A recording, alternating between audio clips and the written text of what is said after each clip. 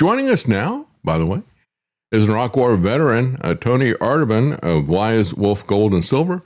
And you can get there going through davidknight.gold. And we'll get Tony's take on what's happening with gold and the economy, what is coming next. Thank you for joining us, Tony. Good to have you. Great to be back, David. Good to see you again. Thank you. It's good to see you. But, we have this, now we had Trump yesterday, changing his story every few hours. First he's going to leave, and I was joking about it yesterday, saying he needs to get up and say, I came, I saw, I ran. I heard that. That's really good. But now he's doubling down. He's going to get really tough with everybody. So what's going on? Are they going to sacrifice a bunch of soldiers to his Cargill Island attack? What do you think is going to happen? Well, it's just like you mentioned yesterday, and the whole concept of taco, Trump always chickens out. Mm-hmm. That may be dangerous here because we don't know exactly who's pulling the strings here. I saw a story that even Michael Savage has distanced himself from Trump. I saw that clip. Has to cut ties. Says somebody's whispering in his ear, and I thought, well, that's been true from the very beginning. But this seems, I think, it looks like it's torturing him in some way. Like he's vacillating more than usual. And you go back to the beginning of this term as president, when he swore in after 2025. He had that run-in when they don't know what the F they're doing. Remember that when he's talking about Israeli-Iran relations, and now he doesn't know. So we're really in dangerous territory. I mean, as you mentioned, the cost of the war, the rise in energy prices, and I think reputation more than anything, just like our standing, how we perceive to negotiate, whether we're an honest broker. I mean, that's long been held in question, but I don't think there's any question anymore. We can't be trusted as far as our diplomacy is concerned. And so all of that is out the window.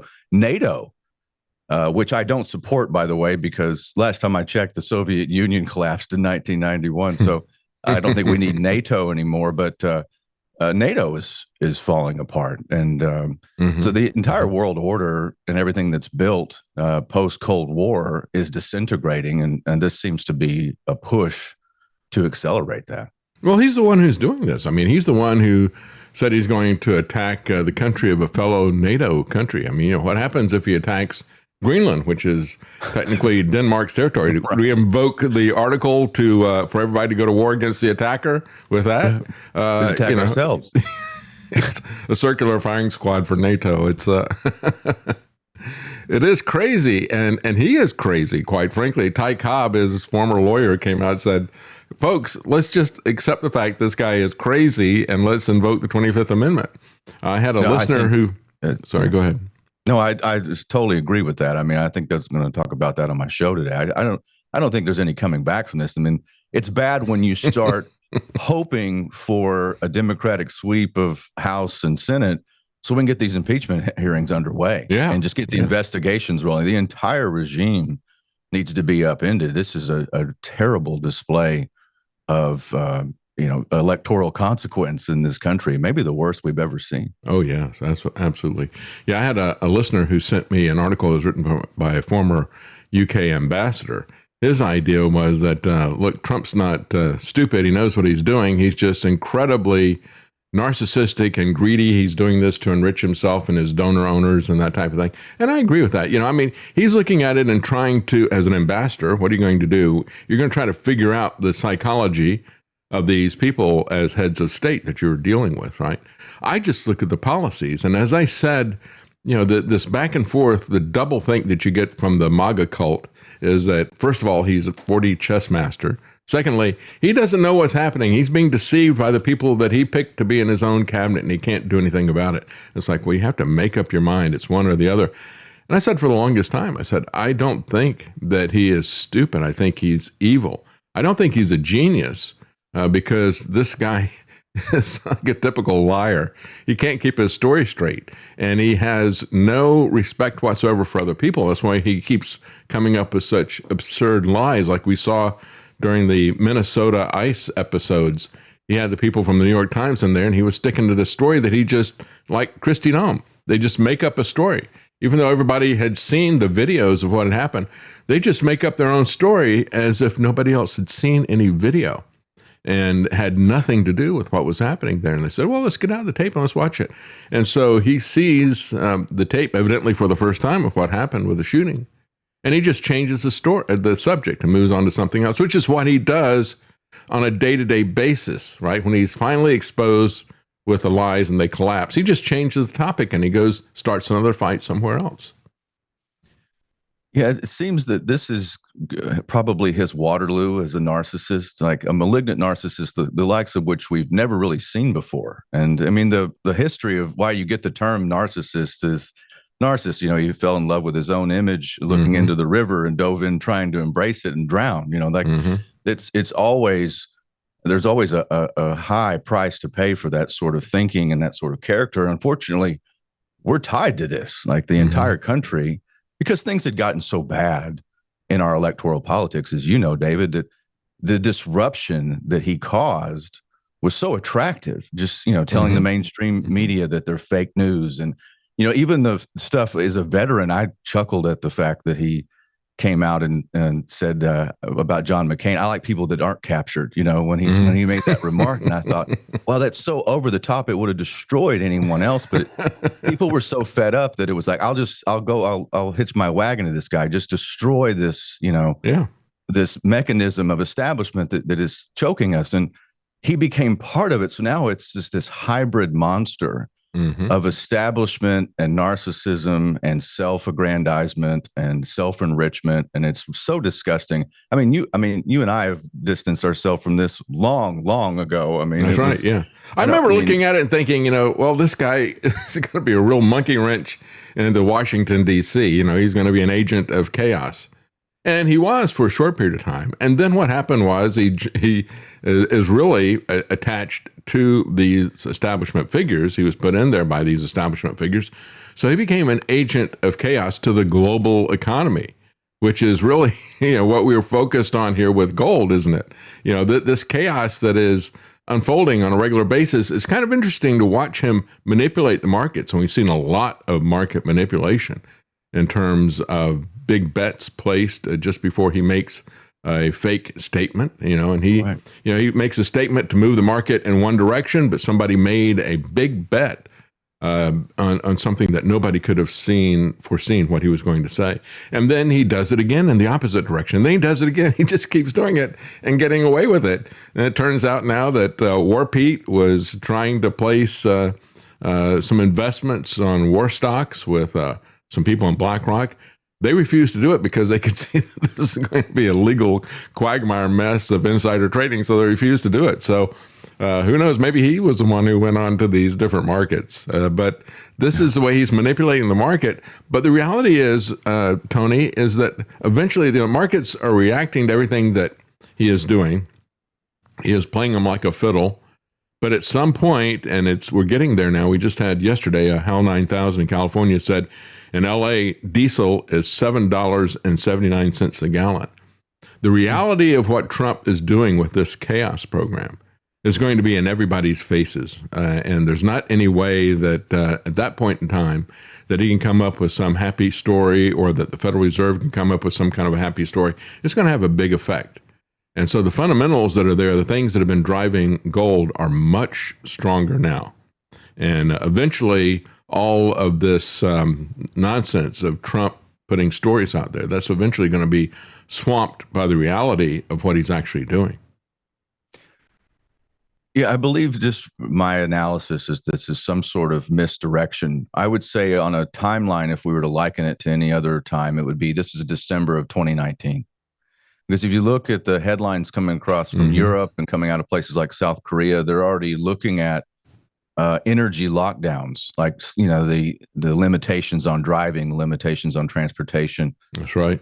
So if that's the case, then this has been planned long ago. This is the second act of that, of some kind. And I think we're just seeing so much chaos and confusion goes before it.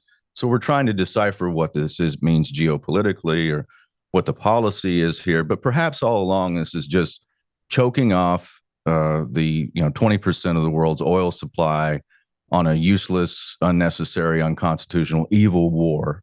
And then that spills over into the rest of the economy, and everything from there cascades into some sort of new restriction, some sort of new control mechanism, which is going to be about energy. I mean, clearly there's not going to be any new energy coming online. We're not going to start. I mean, it'll take years, even if we started today, to try to put the amount of output to even come close to where we were. What we're like trading at $60 a barrel before this. I mean, an ounce of silver for a while, for months, was worth more than a barrel of oil, and so we're in uncharted territory at this point. I would say, as far as the economy is concerned, there is no certainty, so everything is all over the place. I mean, I saw an article from Kitco where one of Bloomberg's analysts said, well, I think gold and silver have hit their generational peak because this is just like the 70s. And I go, no, it's not. I mean, you can look at some of the factors, I mean, just on surface level, but the debt of the U.S. was $1 trillion in 1979. Yeah. We're 39 trillion and climbing, going about $1 trillion every 90 days or so. All the metrics are completely different. And I would say, generational, that's not even close. I mean, Turkey just sold 60 tons of gold, and they just did that. They put the gold on the market and liquidated it. I'm assuming to use for all sorts of other infrastructure and necessary projects to keep their country running. Yeah, that's what's happening. Gold is being sold and bought. By the way, this gold, if you look at what's the infrastructure that's being built, David, one of the most interesting things, and it's happening quietly. Singapore, Hong Kong, they're not only building storage facilities, they're building clearance centers where sovereign nations, Belt and Road Initiative, all that stuff can start using these off-ramps that are, centralized to liquidate and purchase gold bullion, physical gold through the exchange. That's the new reserve currency. So whether the price is $5,500 an ounce or $4,500 an ounce, or if we go back down to 4,000, it doesn't matter. That's the new world reserve currency in this chaos, because trust is being diminished from the top down of the United States. And isn't it interesting? And that's what Trump is for. But he's signing he for the first time, a president's going to sign the currency. Yeah, he's putting his signature on it. So isn't that interesting? He's signing off on the dollar, like the decline of all that was built in the modern era. Since Bretton Woods is being, controlled demolition right now. And he wants to put his face on a commemorative 24 karat gold coin. I don't want that, by the way. Don't put that in Wolfpack. People always come in. You talk about grifting. Just a side note, a lot of these places will get these 1 ounce silver Trump coins, or, they're not coins, they're rounds, just silver rounds, just generic. And they'll sell them for 2 or 3 times the price. I mean, they'll be selling for 150 an ounce, 200, whatever. Don't buy that stuff. I've seen that in the gun stores. They've got laser engraved guns that have Trump's face all over it. It's like, no. No, thank you. And they, like you point out, they sell it at a premium because fool and his money are soon parted, right? Well, it's still a demographic that is, I think, future. If there is hope, there is a future. If future historians look back, it's going to be a strange psychological study on whatever this demographic is. It's a certain age group, and then Fox News viewer, they're just so tuned into, like, it doesn't register with them that something is wrong with what's happening. Like they just can't see it. Well, the other thing I love, first it kind of got me angry, people looking at these wars and say, I voted for that. And I just want to say to these people, no, you didn't. That's how stupid you are, because he was saying he was going to do exactly the opposite. So if you voted for him, you voted for exactly the opposite. That was what he was promising at the time. Stop this. I voted for it nonsense. You didn't vote for any of this stuff. He's violated all of his campaign promises as well as his oath to the Constitution. Yeah, I hope that they have what alcoholics refer to as a moment of clarity. I hope that comes soon. It usually comes through pain, like pain at the pump and then pain at the grocery store, and the fact that you have to decide between your energy costs and your food. I don't want that for anyone, by the way. This is unnecessary that we're even here. I mean, Yeah. there's so much opportunity right now, and we're just squandering it, which again is the tell that Hmm. this is on purpose and it's some sort of trick. When you talk about That's right. MAGA as a magician, like what Abramovich, she recently said Trump is a master magician in some way, and perhaps he is, at least in some people's mind. Well, I think Buck Henry and Mel Brooks got it right back when they created Get Smart, right?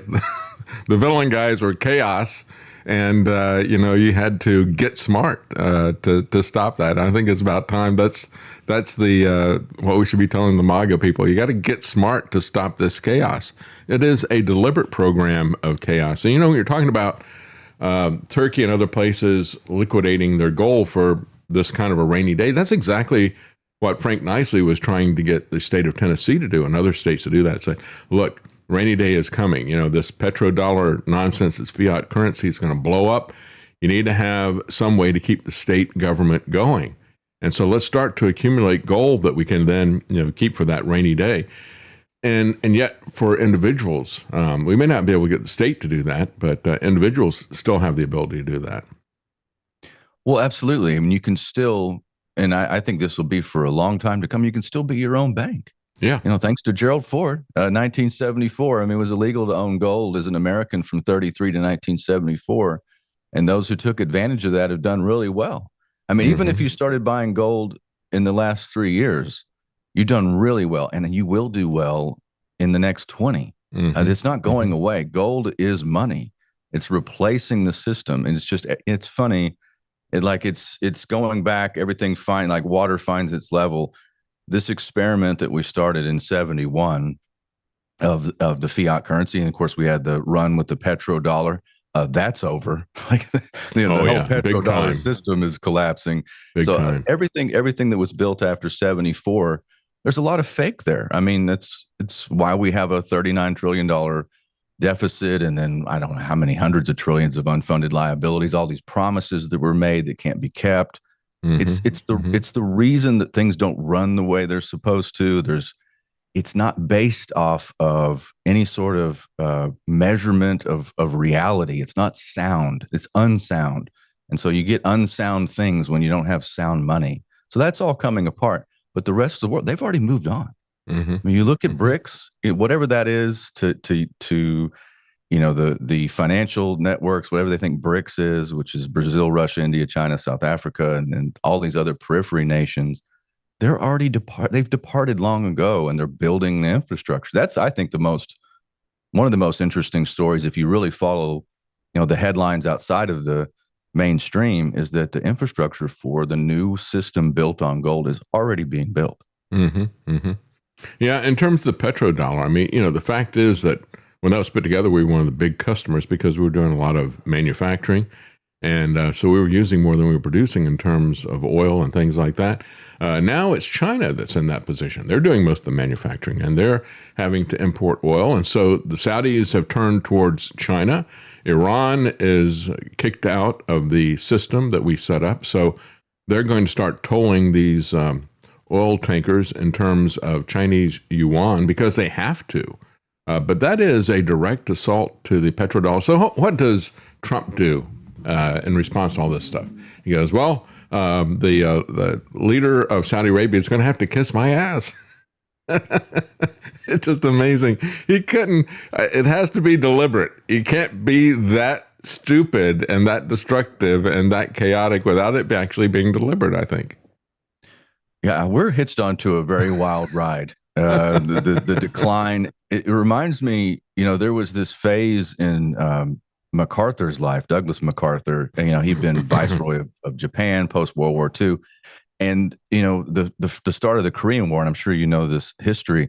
He was in his 70s. It was like early 70s, and he had this moment. And William Manchester, who wrote the biography on him called American Caesar, it opens up and it talks about how his character split like a nuclear reactor, like he had a fissure, and like whatever happened, it imploded, and he destroyed himself by being so arrogant. Like everything he built is this mythos of himself. He made these statements like, oh, the Chinese will never enter the war. And if they do, then I'll drop 70 atomic weapons on mainland China. And people are like, well, you don't even have control of that. The president, he's trying to go above Truman's head. So this really got to him.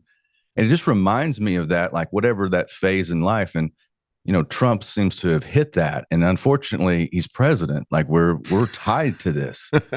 Can you imagine? I mean, without even being critical of like politically, to celebrate Robert Mueller's death. Yeah. I think publicly as the leader of the so-called free world. I mean, that's bothersome. There's no precedent for that. I can't look back through history and see anybody who really had any of that sort of power using that kind of language publicly. I mean, obviously there's the Nixon tapes and things, but you're talking about public statements. Yeah. I said when he said that, Tony, I said, well, he's just written his own quote unquote eulogy. That's basically what people say about him.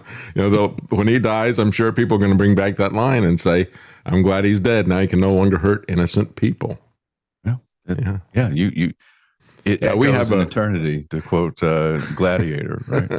We have things we do echo in eternity. Yeah, we have a BS artist who's running loose in a China shop. It's nothing but pure bull that he's doing there. Well, we have a Kitco article here say gold is behaving like a risk asset in 2026, but de-dollarization trend will drive further gains. That's a quote from HSBC analysts who are looking at this. And I think that is the case. We're going to see, Biden really kicked off this move away from the petrodollar by using the system as a weapon. Trump has poured that into overdrive. He's turned that whole process up to 11 on the amp. That goes from 1 to 10. He's got up at 11. He is accelerating all of this chaos. And of course, we said that was what was going to happen. We're getting close to the end of the fourth turning, and they got to bring somebody in who is going to really accelerate everything very rapidly. That's why they picked Trump and put him in power. That's got to be the reason. It's the only apparent thing that's happening. It's only that explains it, really. And it's short-sighted. You're going off metrics as far as price. This same thing with Bitcoin or whatever. But that you look at the number go up philosophy. Well, if it's a time of crisis and there's war on the horizon, why isn't gold 6,000 an ounce or all of that? Well, we mentioned this last week when we talked. I mean, gold is liquid. It's very easy to liquidate. That's the reason that it serves such a good function as money. And the system that's set up for that now has done a really good job. I mean, Turkey, again, moved about 60 tons of gold, about $8 billion off of their balance sheet to pay for some things, a rainy day fund to keep things moving. That's what it did in the face of all this with oil going to $120 a barrel. And that's what's happening. All these countries, entities using their gold reserves either to pivot and get into oil, because why wouldn't you? I mean, if you look, it's not going to get better anytime soon. The price is only going to go up for oil, and which is bad for everybody else. But that's what the price dips reflect to me, is liquidity in the face of crisis. And if you just wait long enough, it's like that. What is it? I think it comes from Sun Tzu. Like it's a meditation. If you sit by the river long enough, the body of your enemy will float by. Just be patient with this stuff. If you're people that are so focused on price, which I'm not, by the way, I get up. I wish it would just stabilize. I wish it just stay put for a little while. That would be great because I wouldn't have to have the mental gymnastics that I do every single day to try to figure out how to run my businesses. But in the face of crisis, I think gold and silver have done remarkably well. Yeah. And they're going to do well in the future. It's just, don't get caught up on the short-term price projections are so myopic, and it doesn't make any sense that you would say, well, it's generational. This is the peak. It's not the peak. We're just getting started. You talked about Sun Tzu, and of course, there's a lot of memes that you'll see all over social media. Don Tzu, where they have Trump as a Chinese philosopher and going over these garbage quotes. I forget too, and I think that Haven't you mentioned before that you don't like Sun Tzu quotes? I forget. Wasn't it that you get tired of them or so? I forgot. No, I know it's that. okay. Yeah, I've never studied the guy actually, but everybody else apparently has. And I get a kick out of the Don Shoe quotes that are out there. But Reuters is saying gold rises over 3% this week, but it's on track for the worst month since 2008. Worst in what sense? Worse in compared to the dollar that is just based on hopium. And that is the crazy thing that is there, I think. And Well, let's see. again, before I go into Iraq in 2003, gold was about $300 an ounce. mm-hmm. So if I'd have just bought gold this whole time, instead of saving dollars, and I had a savings account, and I was 23, so I bought my first gold going into the spring of 2003 is when I bought my first physical gold, and I bought it from the wrong company because I one of those 1-800 numbers on talk radio, and they really got me. That doesn't happen to my customers, but they got me because I didn't know what I was doing. But yeah, that is an interesting comparison. It's had its worst week or worst month. Well, you're right. Compared to what? Mm-hmm. And what is the price of gold right now compared to the strength of the dollar? I mean, what's it done over the last 20 years? That's right. Yeah, there's a lot of just transient noise that is out there. And, we're talking about people using it for liquidity, people like Turkey. But imagine the Gulf states. They've got to have a lot of gold. And that they're looking at this and saying, well, our income is taking a massive hit, right? And not only that, but we've had our facilities have been destroyed. We're going to have to now, even though our income is down, we're going to have to rebuild this stuff. Where are we going to get that money from? Well, they're going to start selling their gold. That's what we're seeing as part of this. But I'd say on the horizon, there's something very hopeful, Tony. I just showed yesterday the library that Trump is going to be building. And of course, if it's real gold, he's going to be getting more gold than a central bank in order to build these monuments to himself. He's got a 30-foot gold statue that he wants to build of himself, and gold all over the skyscraper. So that's the hopeful future there, I get. Oh, would it really surprise you if the MAGA cult was started building a pyramid to make it to make his mausoleum, modern day pyramid? Would it really surprise you? I thought Shannon Joy had the best with gold. That's right. Shannon Joy had the best quote. She sees this the skyscraper with a big needle on the top of it. She said, "Isn't it fitting that Vax Daddy's building something that looks like a giant syringe?" That's right. Oh, that was great. But it is crazy times that we're living in right now. But when I look at this, my take on all this is like, hey, it's on sale. I look at it as a good time to buy when gold is down because the fundamentals have not changed, and we are fundamentally screwed. So you need to prepare for this rainy day that's coming for each and every one of us, right? It certainly does appear that way. If you look at the metrics of what the role that gold is going to play in the next 10, 20, 30 years, I don't think you need to worry about price because the role that the dollar is going to play has a big question mark over it. And I don't think the dollar is going to zero, but I do think it's going to digital.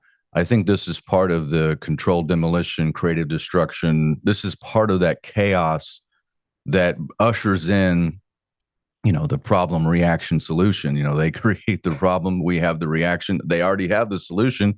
Here it is. It's this new digitized off-ramp system, stable coin, public-private partnership thing, whatever that is. At least that's the plan. That doesn't mean that's how it's going to go. Yeah. Because, again, all my intel and everything that I see is the world's ramping up to use gold as a metric of storage of value, physical, because we live in a post-trust era. This is not 1945 anymore. This is not the liberal world order or whatever Biden talked about. That is being scuttled. This is being destroyed, and it's something else is going to take its place. And I do think the opportunity here for people that are paying attention is to realize that, one, all of these plans, that doesn't mean that they actually succeed. What was the plan of COVID 1984? Like, really, what was that? Was it a test? Did they think that they were going to get more out of it than they did? Did they do a hurry up offense on the Great Reset? it's an unknown, but they certainly are doing something again. It's this Yeah. is an extension of COVID Mm-hmm. in some way, and that's another attempt. Again, the world moves in different directions. It's hard to control that, and I think the people at Davos and the Klaus Schwabian types, they definitely want to have that top-down control grid. Even the bank, we've talked about this for years, but the Bank of International Settlements, having a clearinghouse of some, all the electronic tokens and the Unicoin from the IMF, all of that is the plan. That's the blueprint. But is it reality? Because the world keeps going back to what worked before this system, and I think that's probably what's going to be the big battle ahead: is what's real, what's fake, what truly has value. That's what's coming undone. I think in this next 1 to 5 years is. And everything. I agree. And when you look at how Trump is ramping up the surveillance state, the police state, artificial intelligence, and how they're putting in digital ID in the name of protecting kids and everything, they'll always come up with some kind of a MacGuffin, but it's always heading in the same direction. Whether you're talking about climate change, well, we need to have some kind of a way to track everybody's energy usage and how much food they consume and how much they travel and so forth. So we got to have some way to track everything. Or you talk about a pandemic. Well, we got to have a way to track people's movements and whether or not they've been vaccinated. It's always about tracking and surveillance. And we keep seeing these things come back. All of those things are going to push people towards a system that is physical as much as possible, that is outside of this digital system, because the digital system is, people are rapidly coming to the understanding of what this thing has been set up for. It really is a net. It really is a web to trap us. And people are going to try to increasingly get outside of this in any way that they can. That physical reality is another thing that people are going to be looking for. I got a couple of questions here for you, Tony. This is from Jason Barker. He says, has Tony considered adding other metals like platinum to wolf packs as things get harder to source? I actually have. I've talked to Yucca about that and thought about, and I'd like to know from the audience. You guys want to write me if you are a Wolfpack member, if you'd like to see platinum, let me know. I think that's one of the metals that it doesn't get enough play. As a matter of fact, I don't pay enough attention to platinum, and because I get so focused on the gold and silver movement through the shop, and then I'll look up, and for years platinum was always right under 1,000, and then I looked up and it's double, and it's like, when did that happen? Like platinum just all of a sudden just had its moment, and I think it finally caught up, and I think what's part of it is the paper markets that were destroyed. And believe me, they were. I mean, and we still got a long way to go, but the entire paper system of contracts that happened after the tariff announcement at the beginning of 25, that I think affected everything, and it started to affect platinum, which is, again, it's a precious metal. It's rare. So platinum has a lot of usage too, outside of just being a monetary metal, the catalytic converters and other electronic components and other things like that.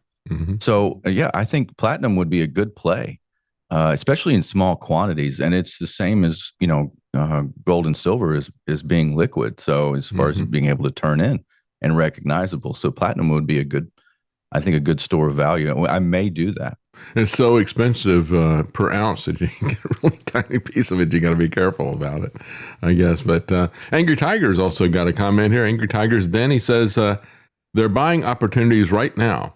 Gold will go down a little bit because of margin calls. People need liquidity, and they'll use gold for that. I agree. And that is, even countries are going to be looking for that. I think the Gulf states are a real driver of that. I think the truth is going to come out eventually that they are big. They're trying to liquidate. What else are they going to do? I mean, they don't have much there except for their oil generation. When we take away their income stream, they got to start liquidating wealth. And I imagine these people got a lot of gold. Which I think is, it's a buying opportunity, because if you look at the long-term metrics, everything here checks out. The world's going to use more gold, not less. There's going to be more storage of it, not less. And that will increase the price. I mean, especially when you look at what's going to happen to the dollar. there's so much. It makes me chuckle when they have these commentators will say, "Well, we got these interest rates, and they're going to stay put for a while. It looks like there's not going to be a lot of interest rate movements." Yes, there will be. They're going to lower rate. It's going to be what Larry Lepard calls the big print. They have to do one. I mean, they've already started. They've already started creating money. I saw an article about that the other day. They said this is, they started ramping it up quietly. Nobody's talking about this because it's got the war that's happening. Yeah, they're exactly right. And it's the not only the war, but I think as we get closer to the midterms, and perhaps politics isn't even real anymore. Perhaps this is all just a show, I'm open to that possibility. It's hard to even cover politics anymore. It seems so fake. But at the end of the day, we do have the midterms coming up. It's always James Carville is the economy stupid. At the end of the day, I think they may try to do something that looks like we're just doing great, and the market always responds to cheap, debt and liquidity and, fake entering the system. It always props up that the euphoria or whatever you see in the markets. They always respond. So I think we probably will see some sort of announcement on some big cash injection. Maybe not the big print just yet, but it's coming. I mean, they're going to. You look at the unfunded liabilities and everything that we have to take care of, all the deficits that we're running, and even if you get Palantir to audit everybody, you still can't extract enough to pay the bills. Isn't it like we pay $1 trillion just to service the interest on the debt at this point a year? And I mean, all these numbers are absolutely unsustainable as far as. Which is another reason why they're going to force the interest rates to go lower, even in the face of inflation. They're looking at it and saying, they're going to get into this stagflation thing, just as we saw in the 1970s with the OPEC oil embargo. As I said from the very beginning, this is much, much bigger because this is 20% of the world's supply. The OPEC embargo was like 15% of the U.S. supply. And that became, because of global markets, that percolated through for everybody. And this whole idea that the Strait of Hormuz is Europe's problem and they need to solve it, it's just idiotic beyond belief. We all participate in a global market, just from the standpoint that even though they're pulling the oil or gas out of the ground here in the United States, they still have an opportunity to sell it to somebody in another part of the world at a much higher price. That's where it's going to go. And so we're going to have to compete against that in order to keep it here. That's why domestic prices are going to go up. It doesn't matter if we are net producers of oil and gas. This is part of the flaw of Trump's perspective on the trade deficit, as he ignores the budget deficit. But the budget deficit and all this interest rate stuff, that's going to come back and hit us. And we're only about a month into this thing. We've already seen prices of fuel go up very rapidly, but it's going to continue to percolate through the entire economy, everything. It's like a value-added tax. And we haven't seen the secondary and tertiary effects of this yet, but we're going to see it. And we're going to see big inflation that's going to be there. That's why it's early days and why nothing has stabilized yet. We haven't really seen the moves that are going to be coming, I think, in gold and silver. Or anything else. Yeah. Food, you name it. Yeah. Food, everything. And, it's sad, David. When I ran for Congress, it's 13 years ago.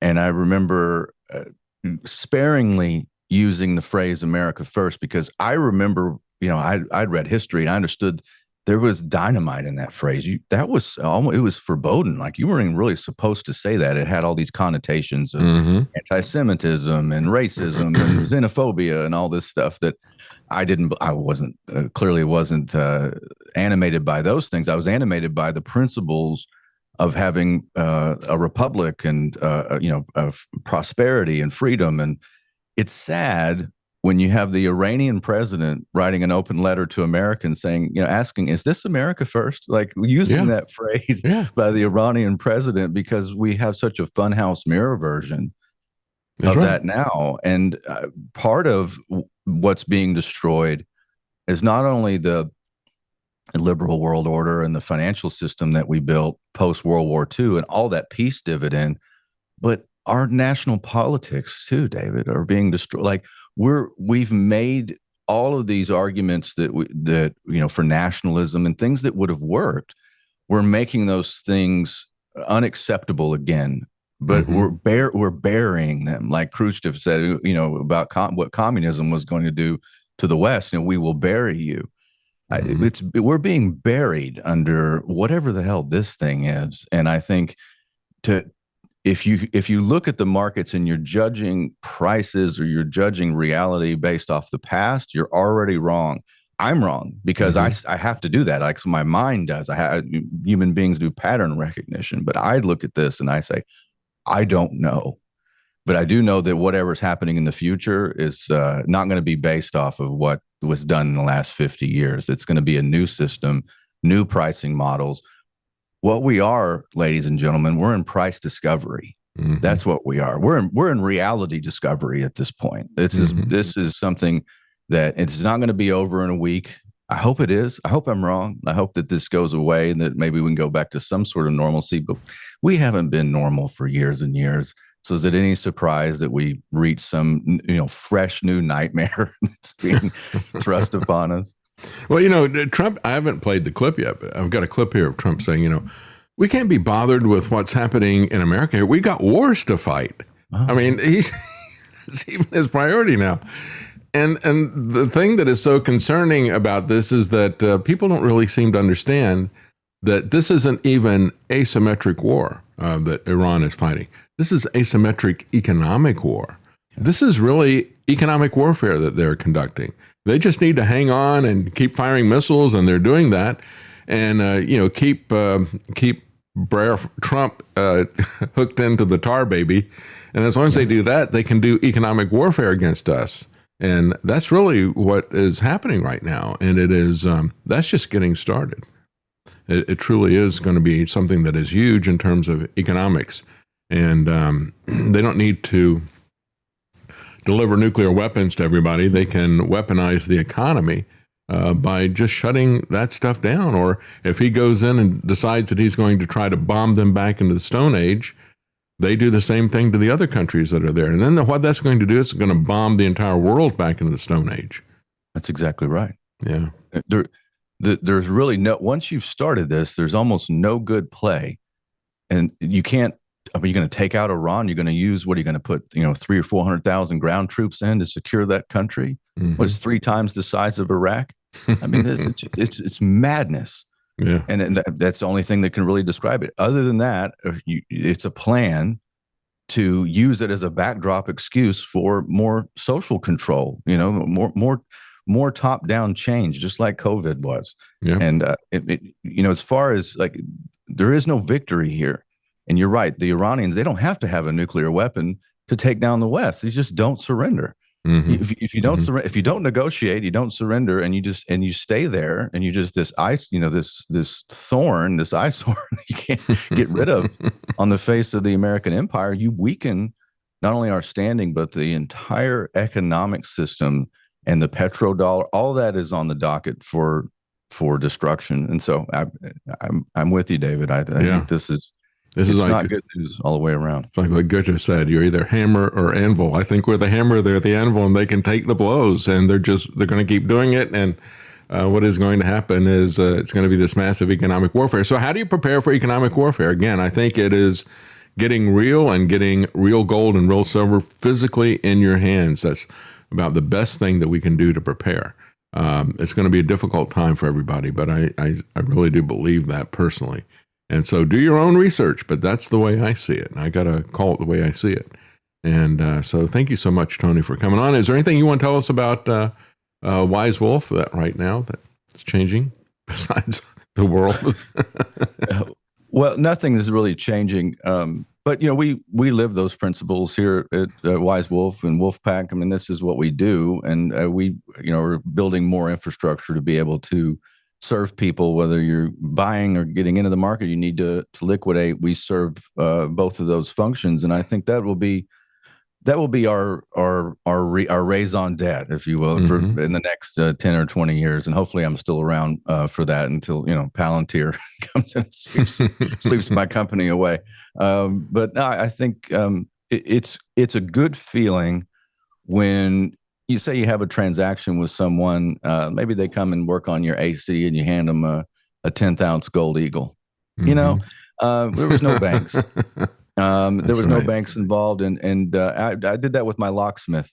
You know, my locksmith came over here in North Texas and put some new deadbolts in for me and a magnet lock on my front door for security. And he got paid in a gold eagle. You know, that's the kind of transactions I think will happen more and more in the future. I agree. Not only with that, but things like Bitcoin too, but that physical transaction outside of the system, decentralized, it reminds me of what I'm sure America was like, 100 plus years ago.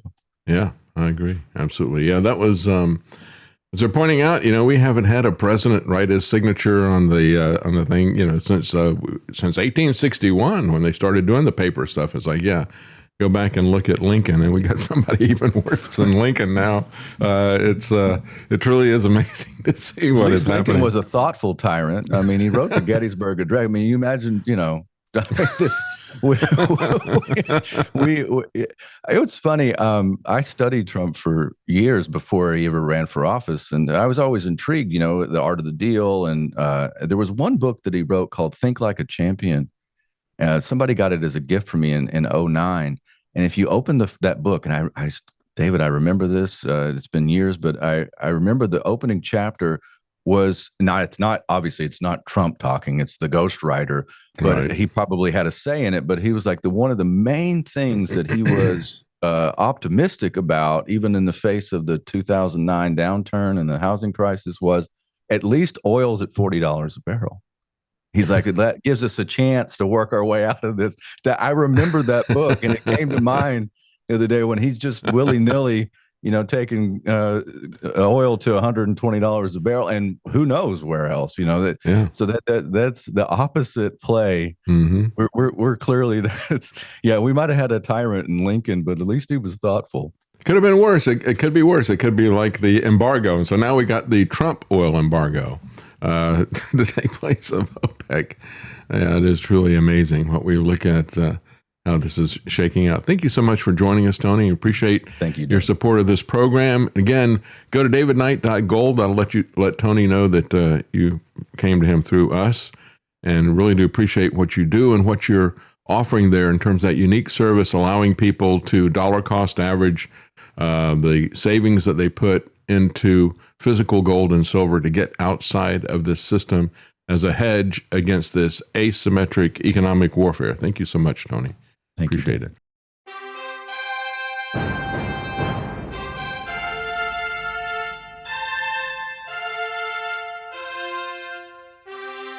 The common man. They created Common Core to dumb down our children. They created Common Pass to track and control us. Their Commons Project to make sure the commoners own nothing. And the communist future. They see the common man as simple, unsophisticated, ordinary. But each of us has worth and dignity created in the image of God. That is what we have in common. That is what they want to take away. Their most powerful weapons are isolation, deception, intimidation. They desire to know everything about us while they hide everything from us. It's time to turn that around and expose what they want to hide. Please share the information and links you'll find at thedavidknightshow.com. Thank you for listening. Thank you for sharing.